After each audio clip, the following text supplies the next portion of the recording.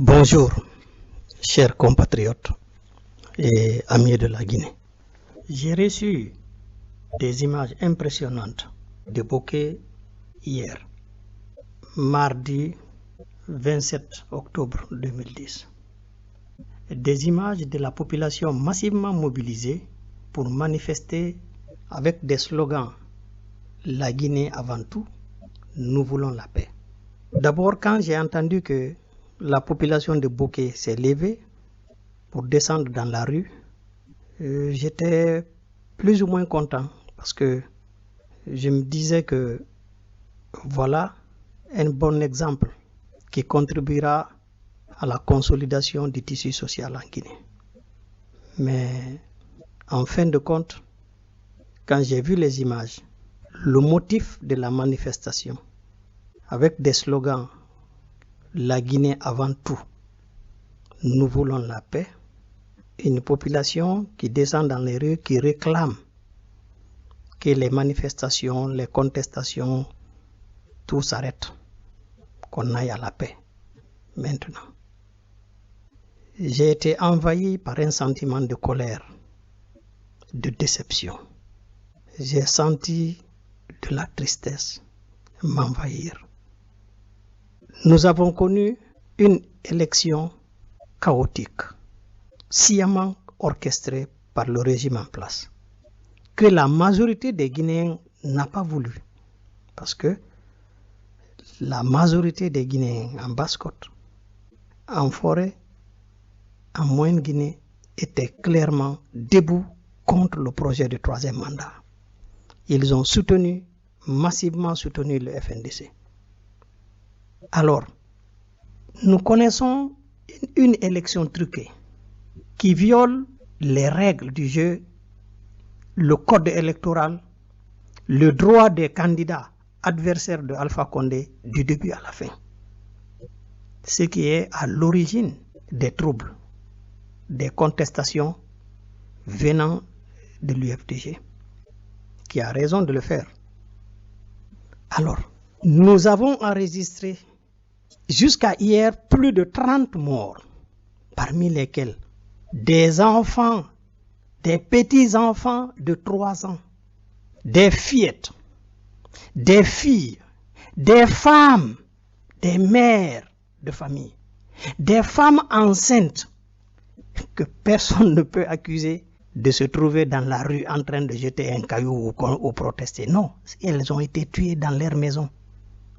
On a vu des forces de l'ordre avec des armes de guerre casser des portes, rentrer dans des cours, saccager les véhicules des citoyens qui sont enterrés dans leur maison, mettre du feu au marché, mettre du feu au magasin, mettre du feu aux véhicules des citoyens qu'ils ne connaissent même pas, mais simplement parce que le quartier, on sait que le milieu est habité par des peuls. On a vu une armée, des agents de force de l'ordre se comporter comme une milice tribale dans une guerre civile. On enregistre plus de 30 morts par balle. Hier même le matin, à Koloma, on a enregistré 2 morts par balle. 2 enfants ont été abattus par les forces de l'ordre hier matin. Dans cette même journée, la population se soulève à Bokeh, manifester dans ce cadre-là, sans demander les causes des contestations, sans parler des morts, sans se soucier des arrestations, ni du résultat frauduleux que la CENI veut nous imposer, c'est-à-dire une reconduite de Alpha Condé au pouvoir, que eux-mêmes, la population de Bokeh, ne voulait pas avant. Comment ça? Comment, quand on a à faire à tous ces corps-là, on a plus de 30 corps, des petits-enfants de 3 ans, tués par un vieillard de 83 ans. Un vieillard de 83 ans qui fait tuer des enfants de 3 ans chez nous. Une population de toute une ville se lève. Ce qu'elle veut, c'est la paix. On oublie tout. Elle ne parle pas de justice. Elle ne parle pas de tous les crimes qui sont commis. Elle ne dénonce Une telle manifestation aurait son sens pour dénoncer les crimes, pour exiger que l'État arrête de tuer les citoyens. Non, ce n'est pas ça leur problème. Parce que les victimes, c'est des peuls. Si les victimes là, 30 morts, c'était des Soussous, des Bagas, Boké. Cette population de Boké, quand elle s'est levée, c'était de dire que tout le monde arrête. On maintient tout, chacun reste à sa position. C'est la paix maintenant, donc on peut investir Alpha Condé. C'est ce que la population là allait demander. Oh mon Dieu. Ils veulent quoi? Je demande aux initiateurs de ces manifestations. Vous parlez de paix. Vous voulez la paix? Vous voulez quelle paix? La paix des cimetières? C'est ce que vous voulez? C'est la paix des cimetières que vous voulez? Eh bien, la paix que vous réclamez aujourd'hui, ce n'est autre qu'un soutien explicite au bourreau. Vous aidez le bourreau à atteindre son objectif. Il a triché, il a tué, il a détruit, et vous voulez qu'on abandonne, on baisse les bras. Le bourreau est récompensé. C'est ce que devient ma Guinée. C'est ce que vous voulez faire de notre Guinée. C'est cette société que vous voulez bâtir en Guinée. Est-ce que l'élite Soussou, l'élite de la Basse-Côte, l'élite de la Guinée est consciente de ce qui est en train d'arriver? Comment pouvez-vous ne même pas avoir la moindre compassion pour des femmes et des enfants tués, tous appartenant à une communauté, censés être vos compatriotes, vos voisins, vos amis, vos beaux-parents, vos cousins? Alors Alpha nous a conduits trop loin. C'est la limite de l'inconscience et de la lâcheté. Ceux qui se lèvent aujourd'hui pour demander la paix, sans parler de justice, sans parler des morts, sans dénoncer les tueries et les destructions qui sont en cours contre toute une communauté, ce sont des lâches, des vendus, que ce soit des notables aux petits bandits de quartier, ce sont tous des lâches, ceux qui font ça. Vous savez, les démocrates et les patriotes guinéens doivent surtout comprendre une chose, notamment la communauté Peul aussi. Ils doivent comprendre une chose. Si Alpha Condé est maintenu au pouvoir, nous risquons de connaître la situation que le Mali a traversée les 5 années passées. C'est-à-dire, le pays va sombrer dans le chaos, le gouvernement va essayer d'exploiter ces conflits sur le plan religieux. Je prends par exemple la déclaration du ministre d'État conseiller spécial du président Alpha Condé, Rachid Ndiaye, sa déclaration du mardi 27-20 sur TV5. Il a dit que dans les fiefs de Cellou Dalein, les militaires qui accompagnaient le train minier ont été égorgés et tués de la manière la plus cruelle possible que l'on peut imaginer. Les militaires qui accompagnaient le train minier ont été égorgés dans le fief de Cellou Dalein. Bon, d'abord c'est faux. Ils cherchent simplement, c'est-à-dire ces déclarations, ces mensonges montés, intelligemment montés par le RPG et les collaborateurs d'Alpha Condé, visent à faire passer les militants de l'opposition, dont les Peuls, en particulier pour des islamistes. Et d'ailleurs, je rappelle ici que lorsque, pour le projet du 3e mandat, les organisations, les sections du RPG se sont réunies en Europe pour aller voir l'Union européenne et justifier les raisons qui font que Alpha Condé doit être maintenu, ils ont avancé l'argument de menace islamiste qui viendrait des Peuls. Ils ont dit à l'Union européenne que les Peuls, si on laisse les Peuls arriver au pouvoir, que c'est l'islamisme qu'ils vont instaurer en Guinée. Donc, c'est l'argument que le RPG a utilisé. Ils utilisent le spectre de menaces islamistes et aux yeux de la communauté internationale pour que ces derniers se taisent devant les crimes à caractère ethnique qu'ils sont en train d'organiser en Guinée, alors que ces crimes n'ont pas d'autre but que c'est-à-dire que de garder le pouvoir. Ce sont des crimes politiques. Ici, Rachid Ndiaye, quand il explique que les gendarmes ont été égorgés, c'est-à-dire les militaires qui accompagnaient le train minier ont été égorgés, il ment. D'abord, je dois préciser que nous connaissons un de ces gendarmes qui est Peul. Un de ces gendarmes qui a été tué était un Peul de nom de Abdoulaye Diari ou Bari. Il était Peul. Et les populations l'ont reconnu Peul. D'ailleurs, lui-même, il a dit « Ne me tuez pas, je suis un Peul comme vous ». Mais la population a rétorqué « Ce n'est pas une question de Peul, c'est les gendarmes, c'est vous qui tuez les populations et c'est nous contre les gendarmes ». Donc, ils ont essayé d'incendier le train. Ces gendarmes qui sont morts là-bas ont été soit battus par la population ou par peur de ne pas se livrer à la population, ils ont péri dans le feu qui a visé le train. Parce qu'on a enregistré avant ça beaucoup de morts, plus d'une vingtaine de morts, dont des enfants de 3 ans. Alors c'est cette colère qui a amené le peuple, la population à attaquer le train. Et les gens sont morts par bastonnade ou ils ont été brûlés par le feu qui a visé le train.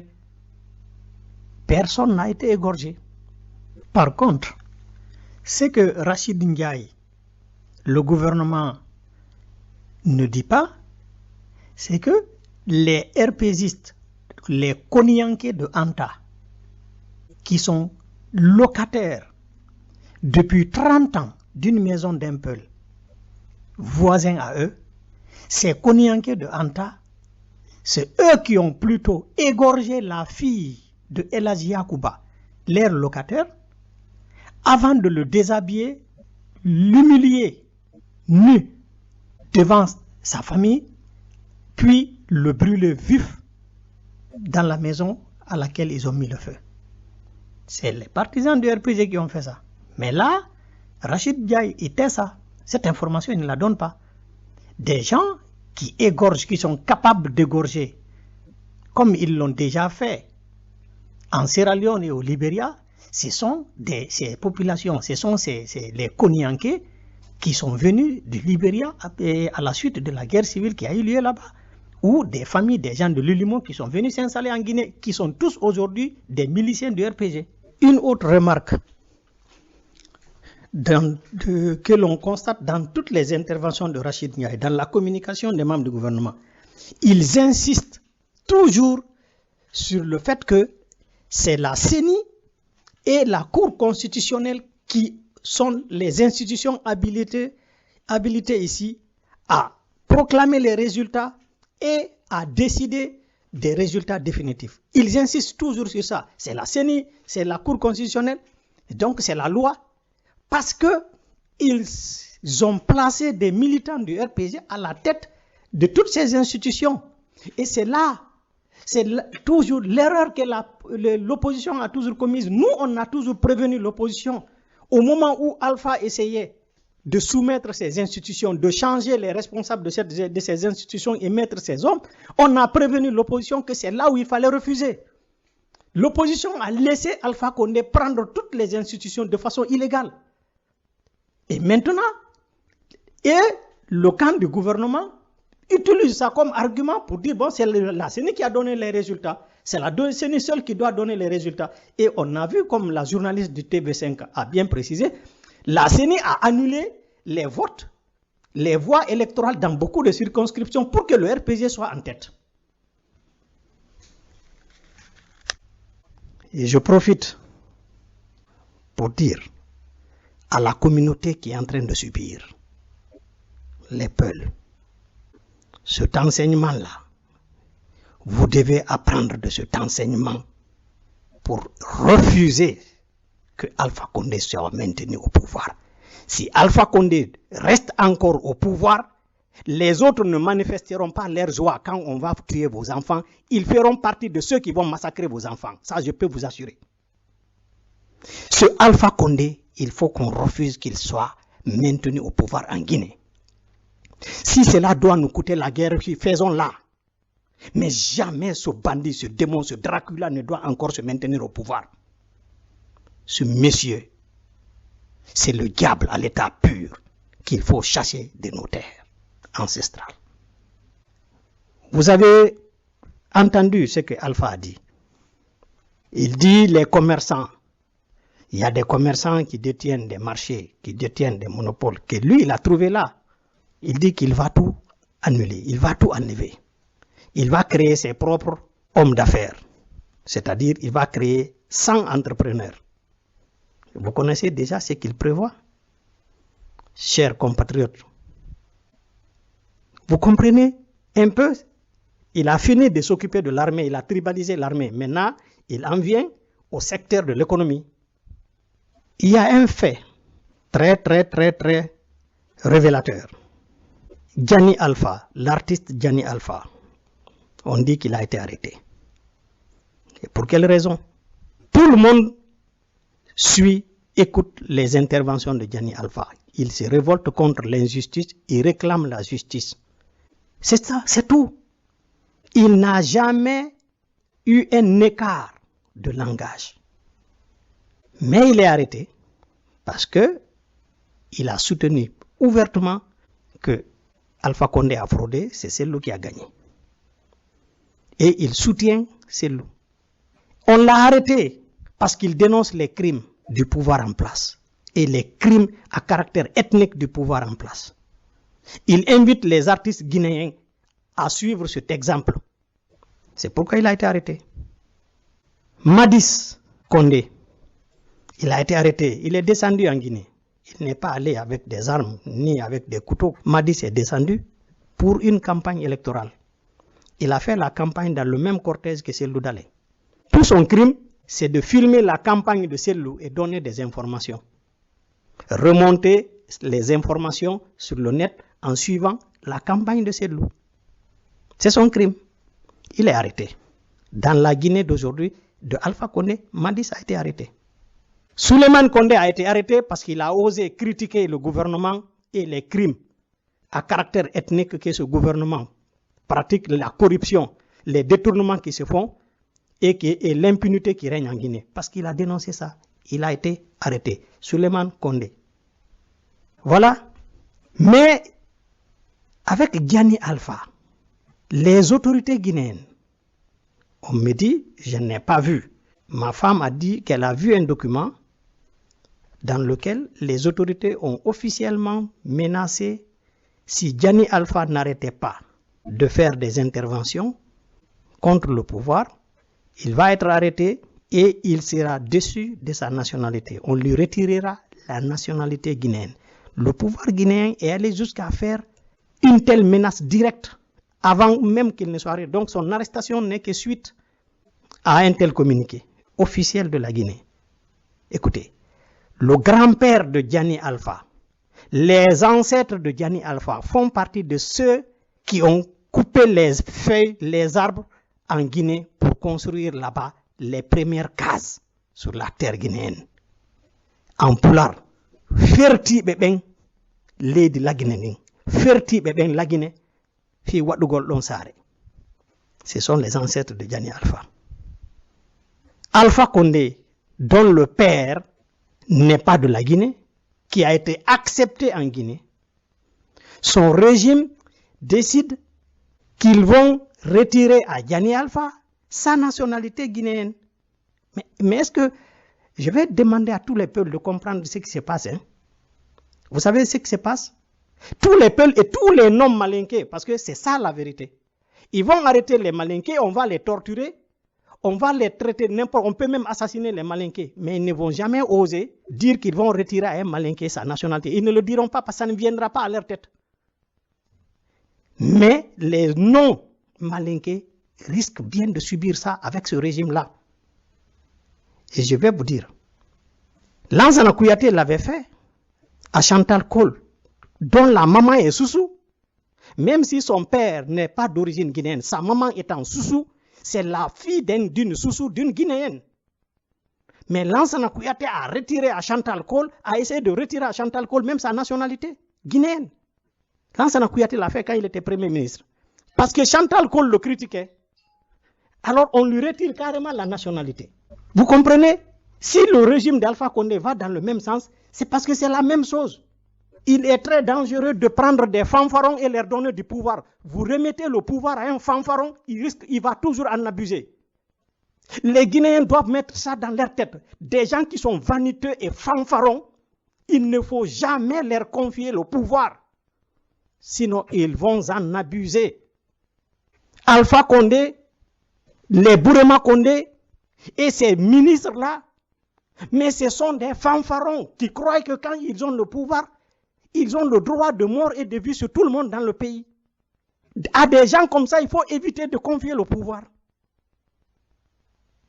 Je vais dire à la communauté Peul, qui est cible, elle a maintenant le droit de constituer un groupe d'autodéfense face aux milices armées du RPG. Malik Sankon a publiquement déclaré qu'il a constitué une milice d'environ 3000 membres et qu'il va l'augmenter à 10 000. Malik Sankon l'a dit. Et tout le monde sait qu'aujourd'hui, même si on avait une armée républicaine avant, cette armée ayant été réformée par Alpha Condé, qui l'a tribalisée à fond, l'armée se comporte aujourd'hui, la police, la gendarmerie, ils se comportent aujourd'hui comme une milice du RPG, une milice d'Alpha Condé. Et Alpha Condé a une force spéciale dont personne ne connaît le visage. Les troupes de la force spéciale sont toujours cagoulées, personne ne connaît qui ils sont. Et quand ils se décagoulent, vous voyez leur teint, vous voyez leur visage, vous comprenez directement que ce n'est pas des Guinéens. Il a une milice contre le peuple de Guinée. Et pour le moment qui est utilisée contre la communauté Peul.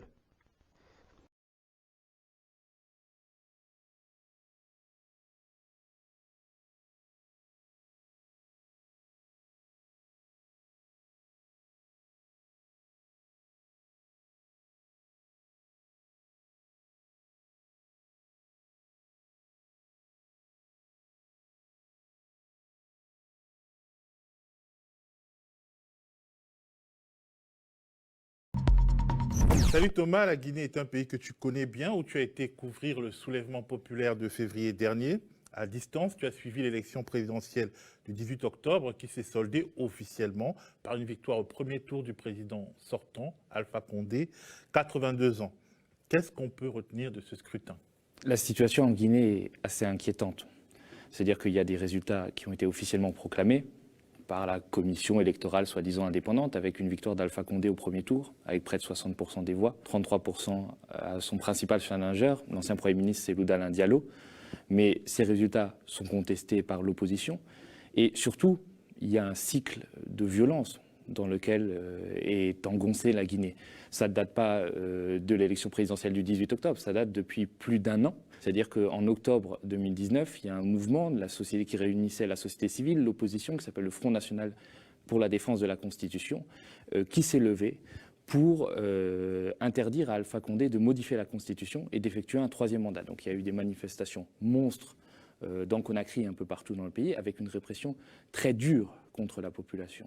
C'est-à-dire qu'on avait, avant l'élection, 92 personnes civiles, parfois des adolescents, qui avaient été tués par les forces de l'ordre. Et là, depuis l'élection présidentielle, il y a eu une série de manifestations à Conakry, mais aussi à l'intérieur du pays, à l'Abbé, qui ont fait une vingtaine de morts, des enfants, parfois en très bas âge, 3 ans. Et donc, le résultat a été proclamé samedi. On se demande qu'est-ce qui va advenir, parce qu'il y a quand même, au-delà de la contestation habituelle de l'opposition, des problèmes. C'est-à-dire que dans la région d'Alpha Condé, la Haute-Guinée, on a quand même des taux de participation de 98 à 100%. Donc c'est quand même des résultats qui interrogent. Il n'y a pas eu de mort entre le recensement électoral et les élections, quoi. Alors, on a soi-disant nettoyé le fichier électoral, puisqu'il y avait une population à peu près 12 millions d'habitants, 7 millions d'électeurs. On a trouvé que c'était un peu trop, on a ramené ça à 5 millions, mais on ne sait pas les électeurs qu'on a expurgés du fichier électoral. Donc il y a quand même un certain nombre d'interrogations. Et c'est vrai que ce qui est étrange, c'est que la communauté internationale se tait par rapport à cette répression. Parce que moi j'étais là-bas en Guinée en février-mars, au moment où il y a eu le référendum justement pour modifier la Constitution. Alpha Condé a proclamé le résultat du référendum avec 92% de oui. Donc on peut se demander si ce score soviétique était véritablement réel. Et c'était absolument terrible, parce qu'on tuait des adolescents, notamment sur l'Axe, qui sont les quartiers les plus fervents pour l'opposition à Conakry. On tuait des adolescents pendant les manifestations, mais aussi après. Moi, je me souviens qu'il y avait un gamin qui s'appelait Idrissa Bari, qui, le soir d'une manifestation, sortait chercher du pain, et un policier de la BAC lui a tiré une balle. Il était blessé, il perdait du sang. Sa famille a appelé la Croix-Rouge. La Croix-Rouge, et d'ailleurs ça avait fait un scandale, avait refusé d'intervenir en disant il nous faut l'autorisation d'un officier de police judiciaire pour intervenir. Donc évidemment, l'officier de police judiciaire ne donne pas cette autorisation-là. On l'a emmené à 2 hôpitaux successifs qui ont refusé de le soigner parce qu'ils avaient des ordres du gouvernement de ne pas prendre en charge les blessés par balle lors des manifestations ou après des manifestations. Et ce gamin-là est mort finalement, il avait 15 ans. Et au-delà des chiffres qu'on peut donner, des dénonciations d'Amnesty International, ça montre à quel point cette répression-là peut être aveugle et injuste. La Guinée est une répression de manifestations, des tueries par balle, et il y a quelque chose qui est quand même très important en Guinée, c'est la question des mines. C'est-à-dire que la Guinée est un scandale géologique pour le fer, pour l'or, pour le diamant, mais aussi pour la bauxite. On estime que la Guinée a les plus grosses ressources de bauxite au monde, ce qui permet de fabriquer l'aluminium, et est le 3e producteur mondial. Donc ça attire toutes les convoitises, d'autant qu'en 2013, Alpha Condé, avec l'aide de Tony Blair et George Soros, ont remis à plat tous les permis miniers qui avaient été acquis, distribués dans des conditions douteuses, et donc ça a attiré la convoitise de grandes entreprises mondiales, de géants de l'aluminium et aussi d'entreprises françaises. Jean-Luc Mélenchon a par exemple tweeté ces derniers jours « Macron et la communauté internationale détournent le regard de ce qui se passe en Guinée. La Guinée n'intéresse que lorsqu'il s'agit de piller ses mines ». Les récentes enquêtes que tu as menées avec notre cellule d'investigation semblent donner de la chair à cette accusation. Parlons d'abord de... Voilà à quoi ressemble une élection en Guinée en ce XXIe siècle. Voilà, ici nous sommes en direct du quartier Koza, où sont stationnés plus de, attendez que je compte, plus d'une dizaine de pick-up avec des militaires armés jusqu'aux dents. Et on nous dit là c'est une élection alors que le peuple est bloqué dans les maisons, on n'ose même pas regarder par les fenêtres, à plus forte raison sortir au dehors. Vous voyez, les gens qui sont assis juste en bordure de route, on les attrape. Regardez bien. Regardez. Plus d'une dizaine de pick-up sont stationnés là devant chez moi ici. Ils sont descendus. Ce pick-up là, il y avait des militaires qui étaient à l'intérieur. Ils sont descendus pour suivre des jeunes dans le quartier. Vous voyez, lui, il est vide. Vous voyez les autres. Tous les autres sont pleins. Voilà. Voilà comment ça se passe ici à cause actuellement en ce 22 mars. Et présentement, on est... nous sommes tous là dans les maisons. Vous voyez? Moi, je me demande si on peut appeler ça... Regardez bien. Regardez très bien. Si on peut appeler ça une élection. Ils sont venus intimider le peuple de Koza, un quartier habité par la majorité, par des Peuls, par la communauté Peul. Voilà.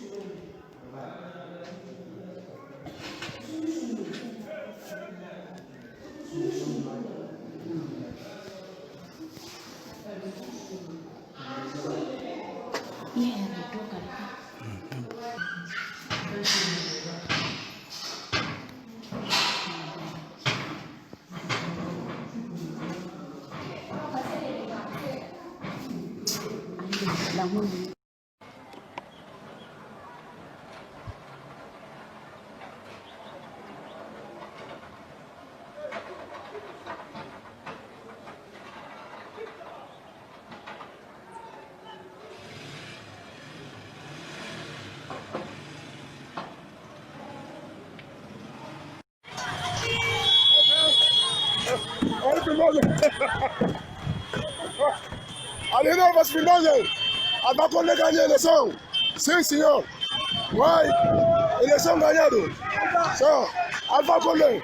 Voilà, alors, il est direct là. Alpha Condé, il est direct là.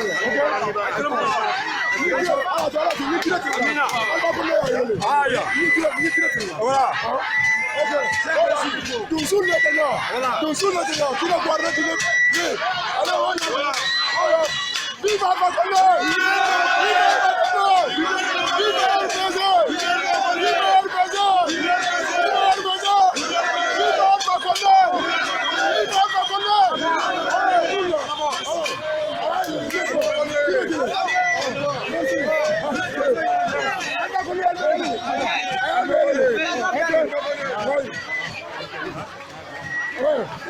Esse é o Balão Nacional. Esse é o Balão Tudo arma sai fora. Tudo que tem na arma tem que sair fora. É fulanis que se ajuda. Leia, país tudo revolta já. País tudo se revoltado. País tudo arma que será. Só arma que serve. Esses são mantenedores que servem. Olha aí, tudo sai fora. Para todo mundo olha. Viva Alpha Condé! Viva Alpha Condé! Alpha Condé! Viva Alpha Condé! Olha, você tudo sai fora. Alpha! Alpha! Alpha! Alpha! Alpha! Alpha! Alpha Condé!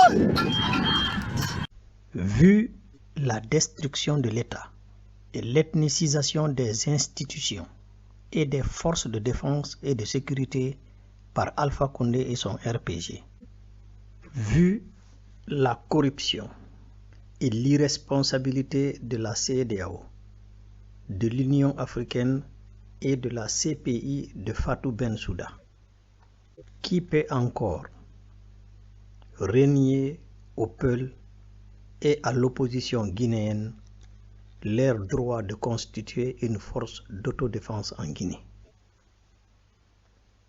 Mes vifs remerciements aux commissaires de la CENI qui ont fait preuve de patriotisme et d'intégrité en démissionnant et en dénonçant les manœuvres frauduleuses du pouvoir et de leurs collègues vendus.